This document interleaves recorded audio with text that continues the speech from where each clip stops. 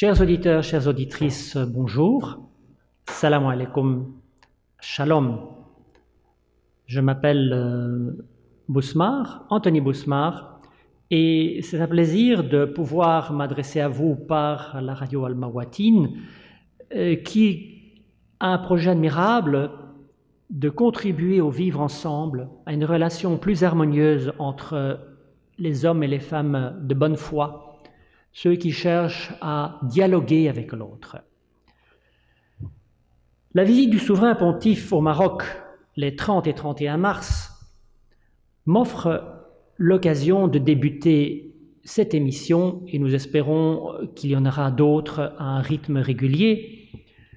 Mais commençons par analyser cette visite d'abord sous l'angle diplomatique, ensuite pourquoi le Maroc et enfin en quoi elle nous interpelle chacun de nous individuellement.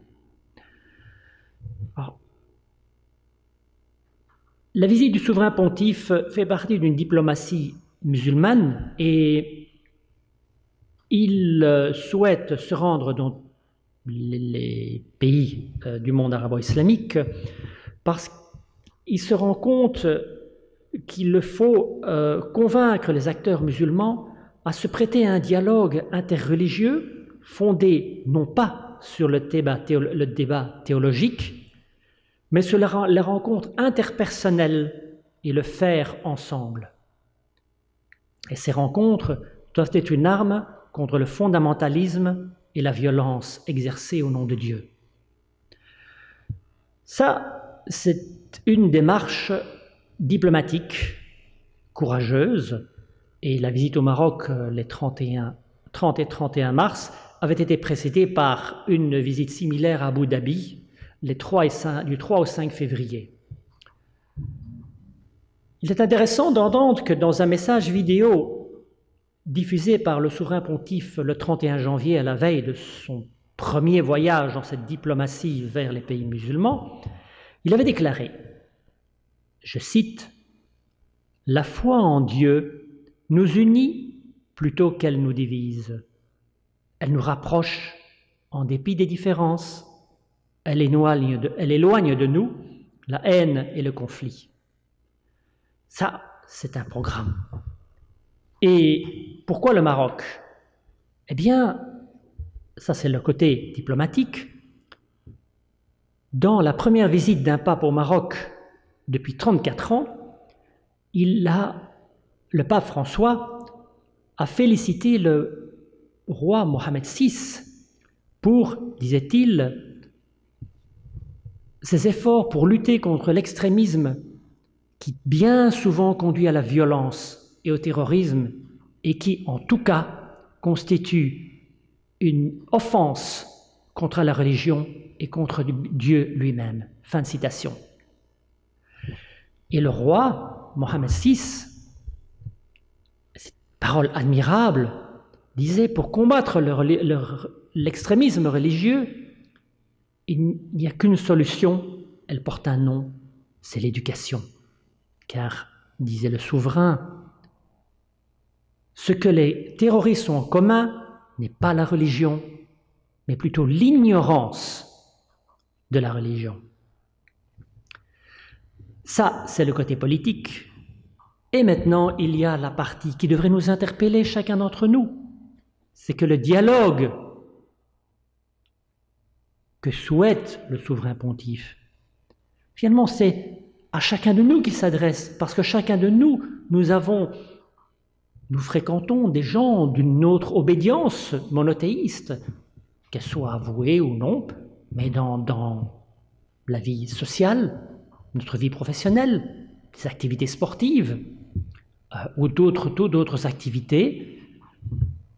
Et qu'est-ce qu'on voit? Eh bien, on voit bien souvent, trop souvent, une indigence. Les chrétiens, aussi beaucoup de juifs aussi, ne connaissent plus de leur tradition que des bribes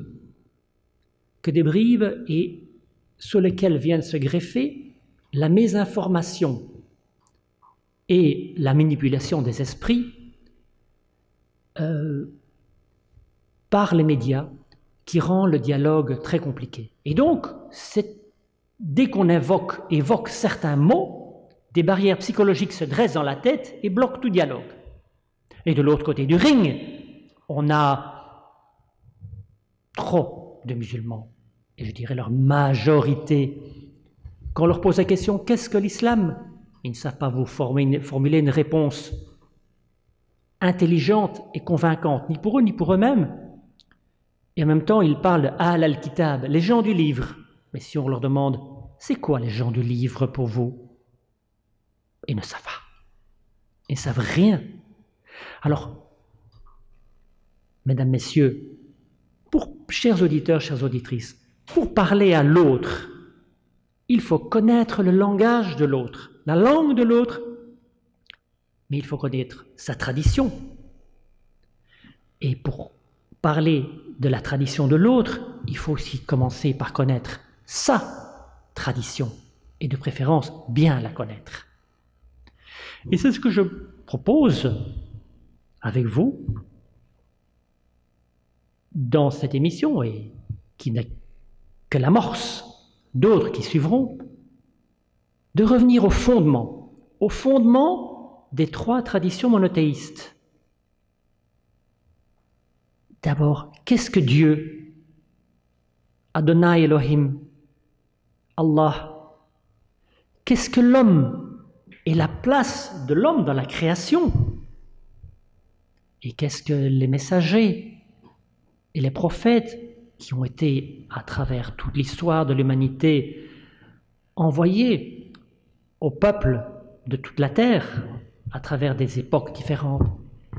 Qu'est-ce que la prière et les degrés de la prière? Qu'est-ce que le destin et la prédestination, que l'on trouve aussi dans ces trois traditions? Qu'est-ce que le cheminement spirituel, la sainteté? Qu'est-ce que les saints et les guides spirituels sur ce cheminement? Voilà autant de points que, si vous êtes d'accord, nous pourrions évoquer à intervalles réguliers de 15 jours dans des émissions Al-Mawatin, au micro d'Al-Mawatin, et ce sera un immense plaisir d'avoir également des invités pour avoir des échanges de vues que nous souhaitons constructifs pour contribuer à ce projet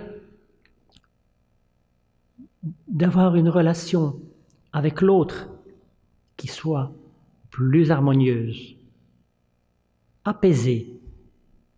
Et en cela, si chacun nous faisons les efforts de mieux connaître l'autre, sa tradition, mais aussi mieux connaître sa tradition, peut-être ainsi chacun d'entre nous ferons ici un effort pour lutter par notre petit apport à lutter contre l'extrémisme, l'ignorance et aussi la violence au nom de Dieu, et de fermer ainsi le chemin à tous ceux qui essayent d'instrumentaliser la religion à leur profit. Et c'est en cela que chacun d'entre vous est interpellé par le message du souverain pontife, le pape François, dans cette démarche d'une diplomatie spirituelle à l'attention du monde musulman. Finalement, c'est tendre la main et c'est à nous, chacun d'entre nous, d'y répondre avec intelligence, avec la tête, avec le cœur. Voilà, mesdames et messieurs, à très très bientôt. Je vous souhaite une très belle journée, une belle semaine et à bientôt.